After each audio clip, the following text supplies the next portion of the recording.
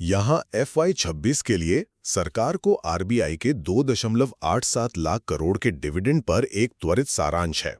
तो देखिए, reserve bank of India ने भारत सरकार को अब तक का सबसे बड़ा सरप्लस फंड ट्रांसफर किया है।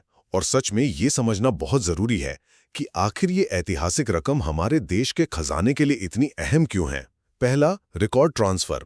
मुंबई में संजय मल्होत्रा की अध्यक्षता में 623वीं बोर्ड मीटिंग हुई, जिसमें आरबीआई ने FY26 के लिए सरकार को 2,86,588.46 करोड़ रुपए का बम्पर सरप्लस देना मंजूर किया। सोचिए, ये पिछले साल के 2.69 लाख करोड़ से कहीं ज्यादा है। मतलब इसे आप सीधे सीधे सरकार को मिले एक बड़े अप्रत्याशित दिवाली बोनस की तरह देख सकते हैं। अब आप पूछेंगे, इतनी भारी रकम का असल में मतलब क्या है? क्या ये वाकई सरकार के बजट के लिए गेम चेंजर साबित होगी? दूसरा, ये पैसा आ कहां से रहा है?